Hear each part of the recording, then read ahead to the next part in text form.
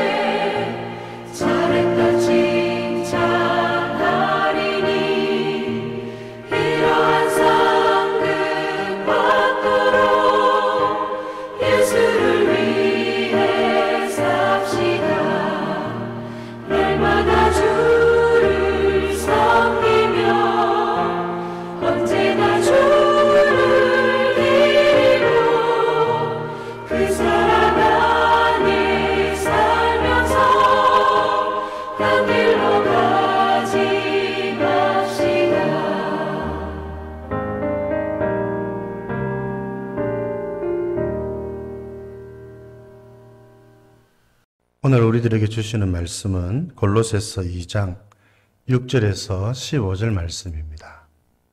골로새서 2장 6절에서 15절 말씀 함께 봉독하도록 하겠습니다.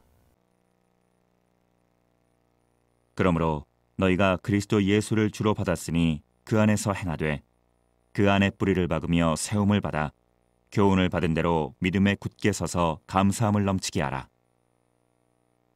누가 철학과 헛된 속임수로 너희를 사로잡을까 주의하라. 이것은 사람의 전통과 세상의 초등학문을 따름이요 그리스도를 따름이 아니니라. 그 안에는 신성의 모든 충만이 육체로 거하시고 너희도 그 안에서 충만하여졌으니 그는 모든 통치자와 권세의 머리시라. 또 그 안에서 너희가 손으로 하지 아니한 할례를 받았으니 곧 육의 몸을 벗는 것이요 그리스도의 할례니라.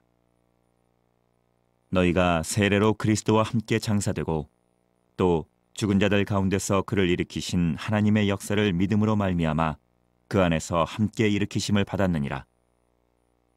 또 범죄와 육체의 무할례로 죽었던 너희를 하나님이 그와 함께 살리시고 우리의 모든 죄를 사하시고 우리를 거스르고 불리하게 하는 법조문으로 쓴 증서를 지우시고 제하여 버리사 십자가에 못 박으시고 통치자들과 권세들을 무력화하여 드러내어 구경거리로 삼으시고 십자가로 그들을 이기셨느니라.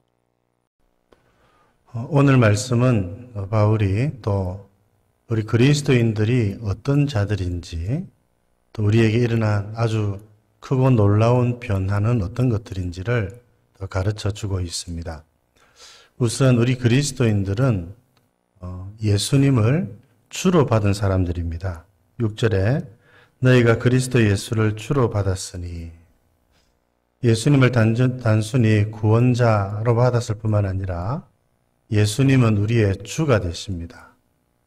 예수님은 창조주이시고 또 교회의 머리가 되실 뿐만 아니라 모든 권세들의 머리가 되시지요. 이 점을 우리는 잘 알고 있어야 됩니다. 예수님은 우리를 다스리시는 참 하나님, 참 절대 권력자, 주권자가 되신다는 것입니다. 그래서 그 주님을 우리가 잘 섬겨드려야 되는 것이지요. 그래서 예수님을 주로 받은 사람들은 그 안에서 행해야 합니다. 6절에 있는 말씀이 그렇게 가르치지요. 예수님을 주로 받았기 때문에 예수님을 주인으로 모시고 주로 섬기는 사람들, 이 사람들이 그리스도인입니다. 이 사람들은 그 안에서 행하는데, 여러분 특별히 그리스도의 삶의 원리, 최종적인 목표는 감사입니다. 감사. 어쩔 수 없이 섬기는 것 아니지요. 여러분 억압적으로 여러분 억지로 섬기는 것이 아닙니다. 기쁨으로 섬기는 것이 그리스도인의 삶입니다. 7절에 있는 말씀에 보면은 감사함을 넘치게 하라. 이것이 그리스도인의 삶의 모습입니다. 그렇게 되기 위해서 예수님 안에 절절히 뿌리를 박아야 되고 믿음 위에 굳게 서야 되는 겁니다. 이처럼 예수님 안에서 행하고 예수님을 믿는 믿음 안에서 행할 때에 우리에게는 감사가 넘치게 된다. 바울이 그렇게 말씀하고 있습니다.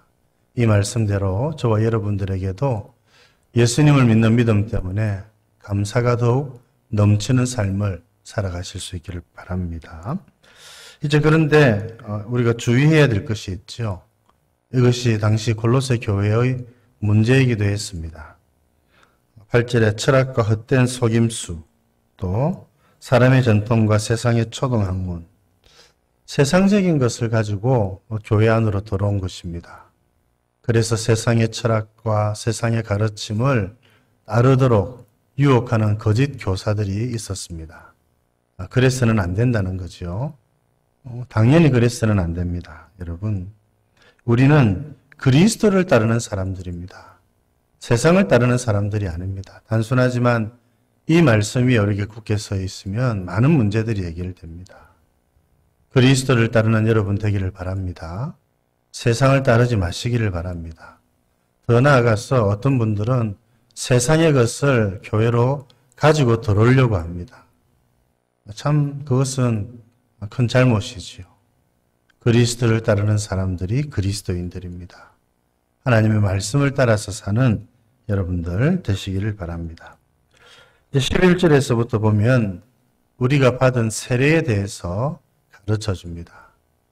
참 세례는 너무나도 소중한 예식이지요.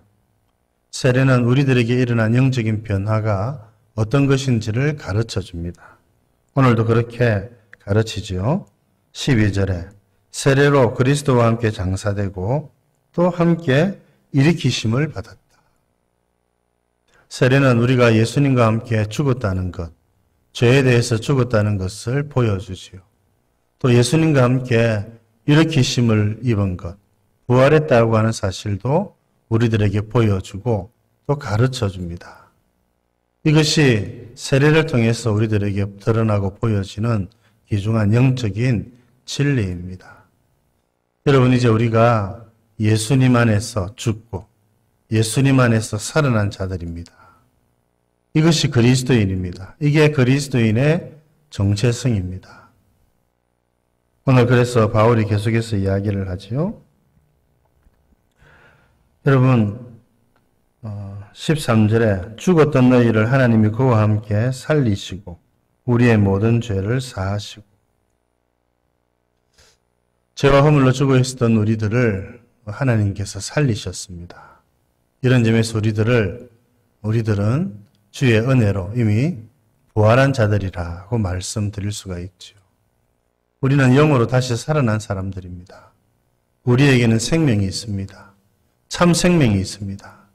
이 참된 생명을 누리며 살아가는 여러분들 되실 수 있기를 우리 주님의 이름으로 축복드립니다.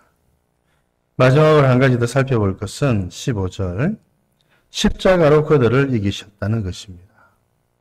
사람들은 십자가가 실패라고 생각했죠. 사람들은 십자가를 연약한 것, 약함이라고 또 어리석은 것이라고 생각을 했습니다. 그러나 하나님은 이 십자가를 통해서 승리를 주셨습니다. 이것이 그리스도인들의 삶의 원리입니다. 이것이 기독교입니다. 십자가로 이길 수 있습니다. 여러분, 힘으로 이기는 것이 아니지요. 예수님이 그러셨죠. 내가 십자가 달리시기 전날에 하늘에서 12영이나 되는 천사들을 내가 동원하지 못할 줄을 아느냐. 그렇게 동원하실 수 있었지만 힘으로 하나님의 일을 이루시지 않으셨습니다. 십자가를 지심으로 하나님의 일을 이루셨고 그것이 우리 주님의 승리였습니다. 오늘 이 십자가의 승리를 믿는 자들이 점점 줄어드는 것은 아닌가 생각합니다. 십자가 지는 것을 어리석게 생각하고, 십자가 지는 것을 실패라고 생각하고, 십자가 지는 것을 패배한 것이라고 생각하죠. 세상은 그렇게 생각하는데 교회도 그렇게 생각할 때가 많습니다. 그래서 힘으로 이기려고 하지요. 돈으로 이기려고 하지요. 숫자로 이기려고 하지요. 참 안타까운 모습이 아닐 수가 없습니다. 주님은 승리하는 방법을 우리들에게 가르쳐 주셨습니다. 그게 바로 십자가입니다. 여러분, 우리도 십자가를 지고 십자가로 이 세상에서 승리해야 되겠습니다. 십자가로 승리하는 삶을 살아가는 우리를 될 수 있도록 기도하는 저와 여러분들 되실 수 있기를 바랍니다. 하나님 아버지, 오늘 또 귀한 말씀으로 저희들을 깨우쳐 주셔서 감사드립니다. 우리는 예수님을 주로 받은 자들이라고 하는 것을 또 가르쳐 주시니 감사합니다. 예수님이 하나님이시요 주권자이시고 모든 만물을 창조하시고 지금도 다스리시는 권세를 가지신 분이라고 하는 사실을 알게 해주시고 이 주님 안에서 행하고 주님께 순종하고 주를 위해 살아가는 저희들 되게 하여 주시옵소서. 이렇게 주 안에서 행함으로 우리의 삶에 감사가 넘칠 수 있도록 은혜를 베풀어 주시옵소서. 하나님 아버지, 교회 안에 세상 철학과 속임수와 사람들의 가르침과 사람의 전통을 가지고 들어오는 사람들이 없도록 하여 주시고 성도들이 이 거짓된 가르침을 잘 분별할 수 있도록 도와주시고 세상의 가르침을 따르는 자들이 아니라 예수님을 따르며 살아가는 저희들 되게 하여 주시옵소서. 또 저희들이 예수님을 믿을 때 일어난 영적인 놀라운 변화와 은혜에 대해서 가르쳐 주시니 감사합니다. 세례를 통해서 이것을 확인하고 만져볼 수 있도록 해주셔서 감사드립니다. 우리가 예수님과 함께 죽었고 또 예수님과 함께 살아났다는 것 깨닫게 해주시고 죄에 대해서는 죽은 자요 의에 대해서는 살아있는 자로 여기고 주를 위해 살아가는 저희들 되게 하여 주시옵소서. 하나님 아버지, 십자가로 승리할 수 있도록 도와주시고 십자가를 어리석은 것으로 약한 것으로 여기지 않게 해주시고 십자가를 짊으로 승리하는 저희들 되게 하여 주시옵소서. 오늘 하루도 이와 같이 주님 바라보고 십자가 가지고 살아가는 복된 하루 되게 하여 주시옵소서. 구주 예수님 이름으로 기도드립니다. 아멘.